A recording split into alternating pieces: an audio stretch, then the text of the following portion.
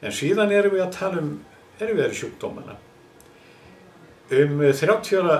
tímabil hef ég verið að horfa á og vona það væri hægt að finna lausn á vandanum sem að steðjar að fólk sem fær krabbamein, alls konar krabbamein.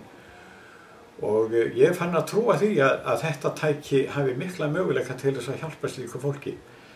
Við þurfum að fikra okkur áfram, við erum að því, það eru nokkuð margir í meðferð núna og við erum að reyna að leiðbeina því þannig að fólk noti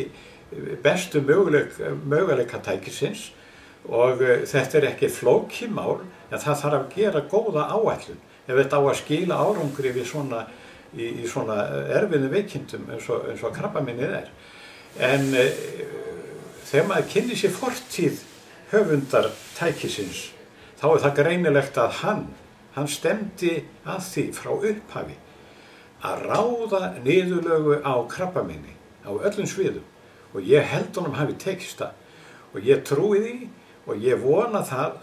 að næstu mánuðir eða vikur og mánuður og jafnvel ár eigi eftir að færa okkur sannanir það að hér séum við með í höndunum eitthvað sem tekur öllu öðru fram en það þarf að nota þetta rétt og það þarf að nota þetta kerfisbundið. Við erum að reyna að mynda hérna hóp í tengslum við Ólaf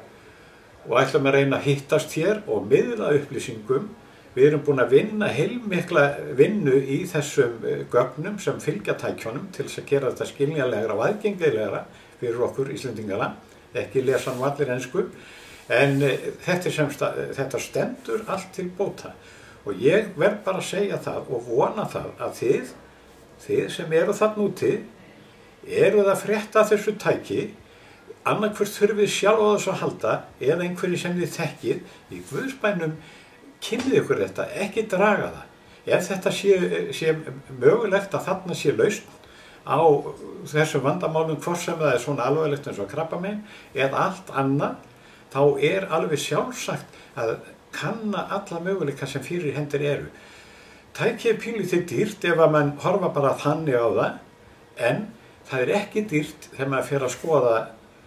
möguleikana sem þetta gefur, alls ekki. Og ég heit á ykkur og ég get alveg lýst því yfir að ég er reiðubúinn og það eru nokkuð margir með mér. Við erum reiðubúnir í því að miðla til ykkar allri þeirri reynslu sem við mögulega finnum út úr þessu. Við erum að reyna að afla okkur gagna erlendis frá líka,